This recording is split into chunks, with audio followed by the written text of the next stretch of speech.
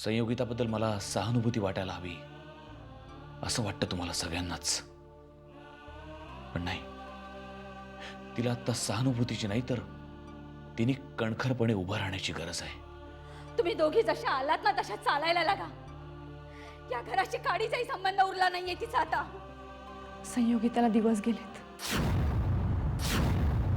साहेब, राजाराम दादांना कोणीतरी लख्या बोल नाही तर. कोणीतरी भोसकलंय साहेब.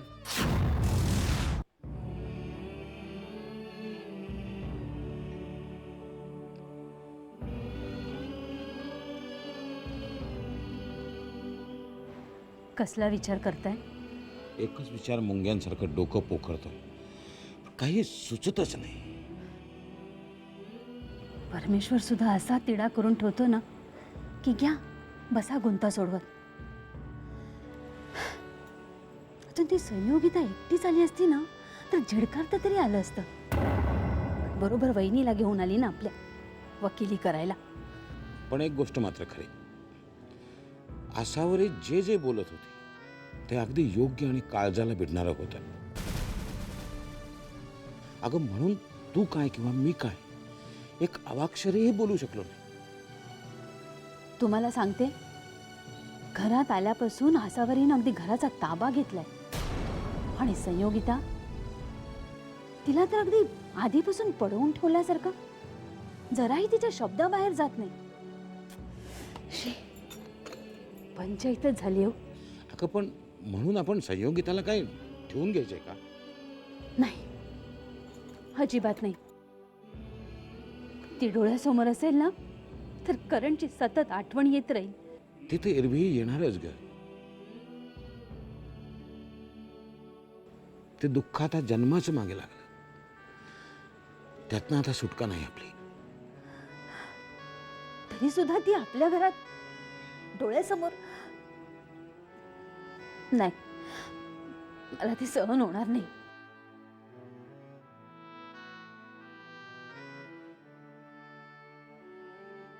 तुम्हाला एक विचारू? संयोगिताला घरात घेण्यासाठी, तिला घरात ठेवण्यासाठी या मंडळीने तिला दिवस गेल्याचं नाटक तर केलं नसेल ना? असं कसं मनात येतं तुझ्या? ती माणसं एवढी उलट्या काळजाची नाहीयेत. त्याला कारण ती आसावरी. तिच्या वागण्यात, चालण्या बोलण्यात आत्मविश्वास अगदी ठासून भरलाय. सगळं कसं अगदी आधीपासून ठरवल्यासारखं, अगदी 100 वेळा घोटून घेतल्यासारखं. कारण एकच, करण पासून दिवस गेले तसं सांगितलं म्हणजे आपल्या पुढे काहीच पर्याय उरणार नाही. काहीच बोलू शकत नाही ना आपण. असं झालंय खरं, आपल्याच मुलाचं मूल.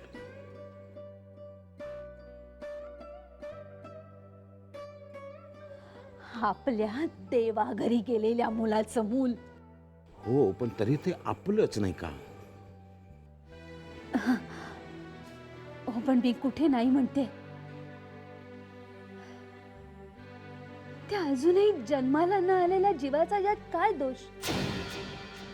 त्यातून तो जीव आपल्या वंशाचा, आपल्या रक्ताचा. एकदा असंही वाटलं आसावरी आपल्याशी खोटं बोलते, पण पुढच्या क्षणी करण आठवला. वाटलं मला तो विचारतोय, आई असा कसा विचार करतेस तू? होय ना? मग आता तूच सांग, काय करायचं आपण? संयोगिताबद्दल तर मला जराही आपुलकी नाहीये, पण तिच्या पोटच्या बाळासाठी तू काहीही सहन करायला तयार आहेस, होय ना? हो, निदान बाळ जन्माला येईपर्यंत तरी. ठीक आहे, मग आता मी काय सांगतो ते नीट ऐक.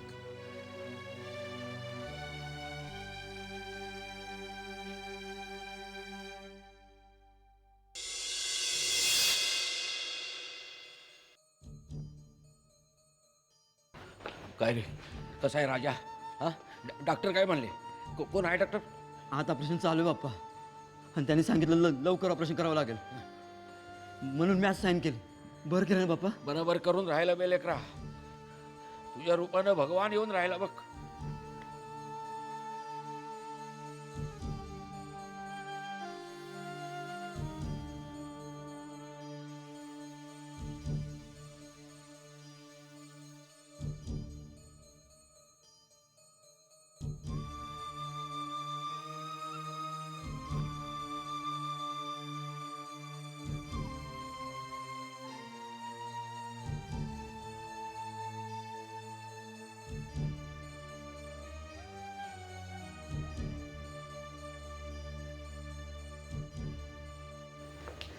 साहेब, डॉक्टर साहेब.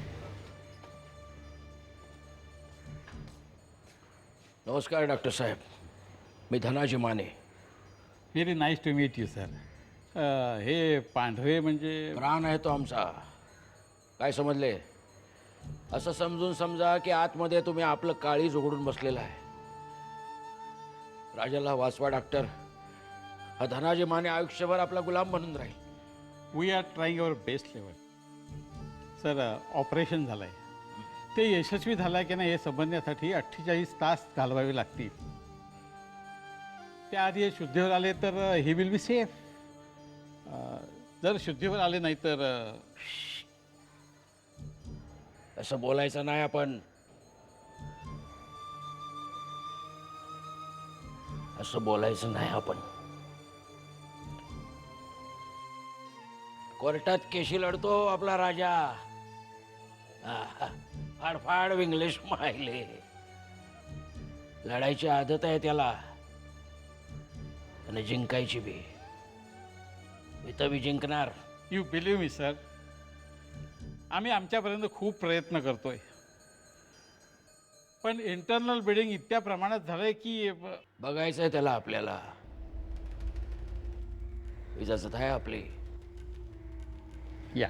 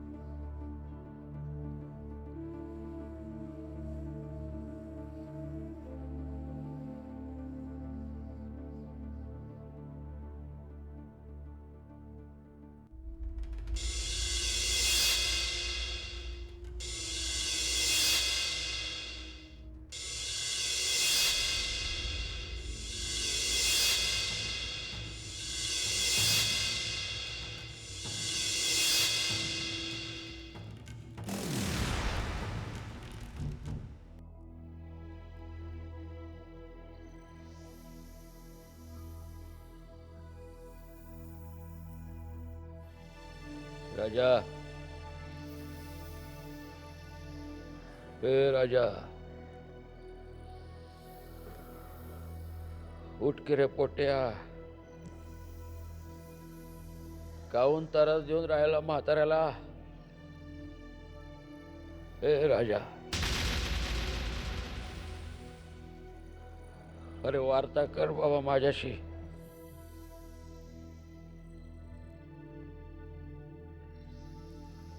हे राजा,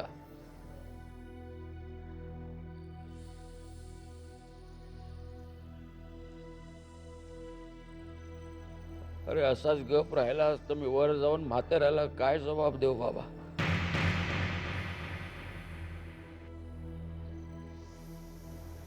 तो गेला तेव्हा असं त्याचा हातात हात घेऊन वचन दिलं होतं त्याला, राजाला प्राणासारखं जपीन.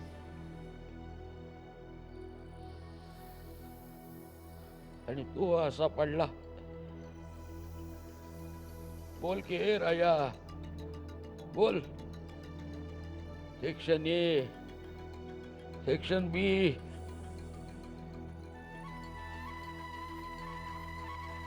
राजा तुला काय झालं ना तर एक देवळ नाही सोडणार बघ मी.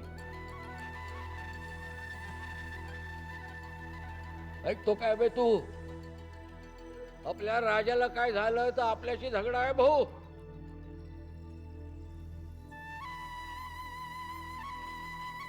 हे राजा, अरे बोल की बाबा बोल, काहीतरी बोल भाऊ. हे राजा,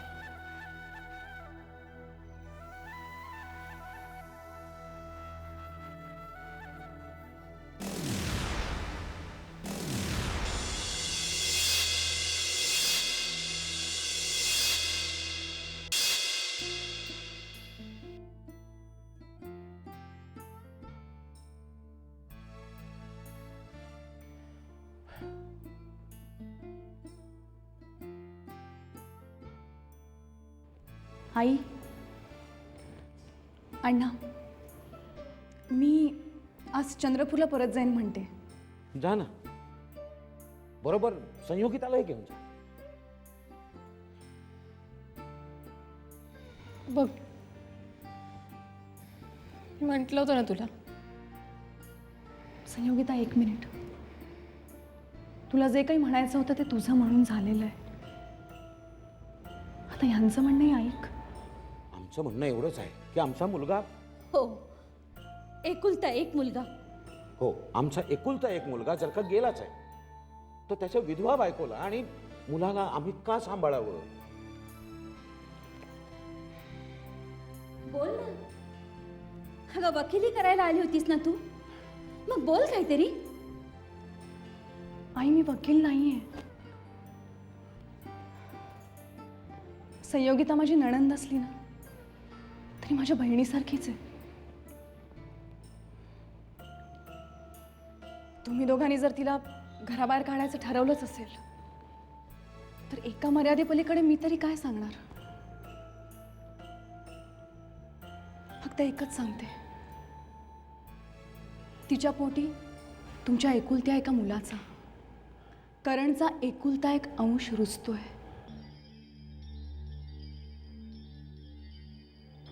करण बरोबर या घराण्याचा वंश संपला असं वाटत असतानाच परमेश्वराने तुम्हाला आशेचा नवा किरण दिलेला आहे. एका शापाबरोबरच एक वरदान मिळालंय असंच मला वाटतं अण्णा.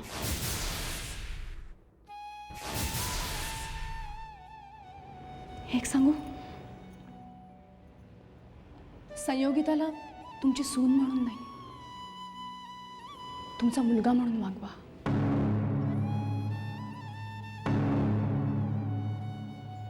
एकुलता एक.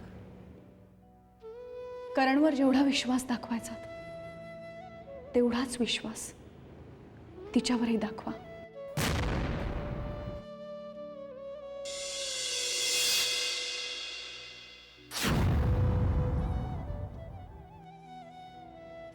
कारण गेलेला करण आणि जन्माला येणारं बाळ ह्यांच्यातला एकुलता एक, एकमेव दुवा संयोगिता आहे.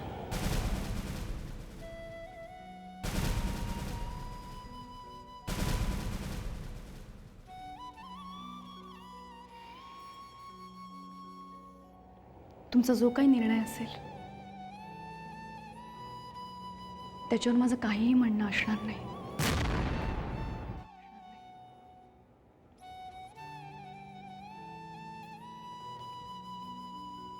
चल संयोगिता, आपण बाहेर जाऊन थांबूया.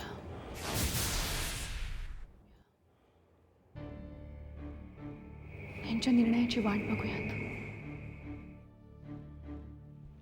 चल.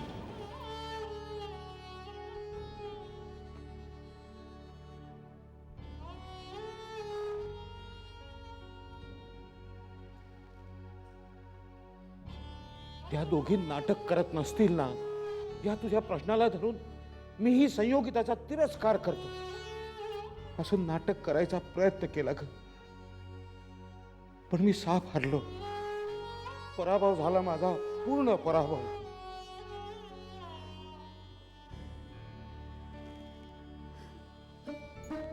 मग जा बोलवा त्यांना आणि सांगा आपला निर्णय. संयोगिता आणि बाळाला सांभाळायला आम्ही तयार आहोत.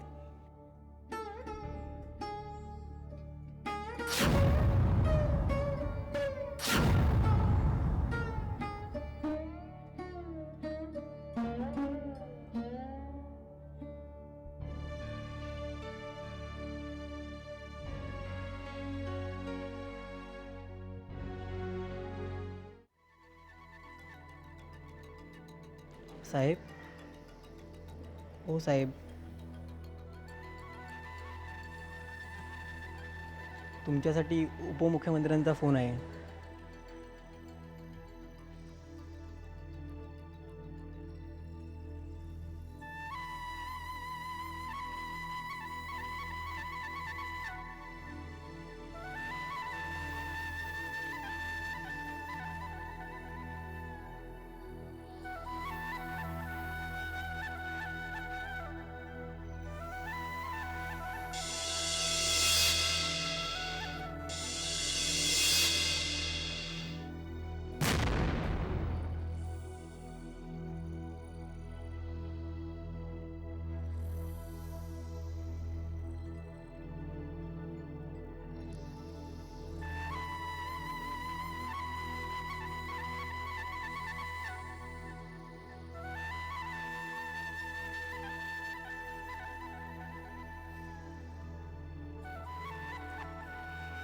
नमस्कार साहेब.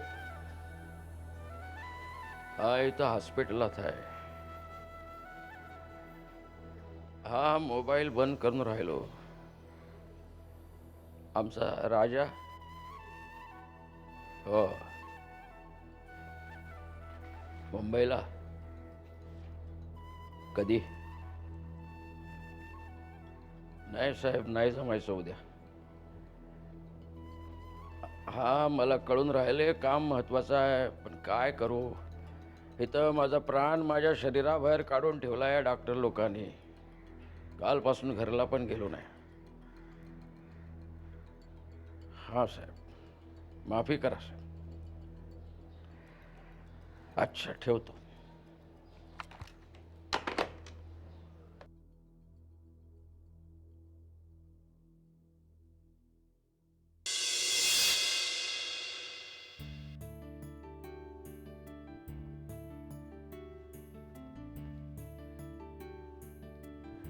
आदी, ए आदी, अरे उठ.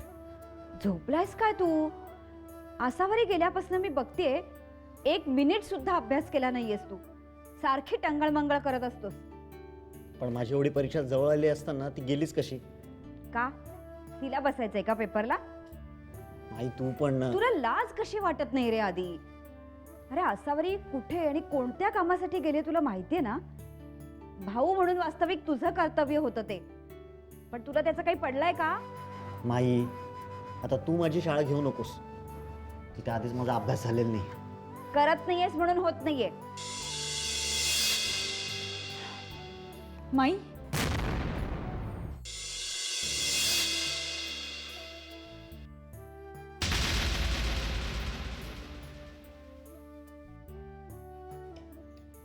आलीस आसावरी?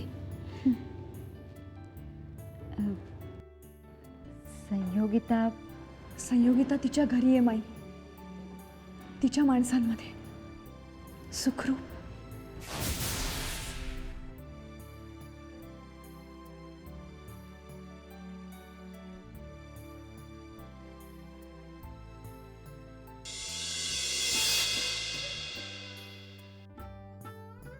काय सांगतेस? त्या लोकांनी स्वीकारलं तिला? स्वीकारलं? स्वीकारण्याचा प्रश्नच कुठे होता माई? ते घर संयोगिताचंच आहे, तिचं आपलं. एवढीशीच गोष्ट मी त्या लोकांना समजावून सांगितली. ती त्यांना पटली की नाही याची खात्री करून घेतली आणि सगळं ठीक आहे ह्याची खात्री पटल्यावरच माझं सामान बांधायला घेतलं. सावरी, तुला कल्पना नाहीये तू केवढे उपकार केलेस माझ्यावर. माई माई, हे हात फक्त डोक्यावरती हात ठेवण्यासाठीच असू देत. आणि लेक कधी आईवर उपकार करत नसते, हो ना.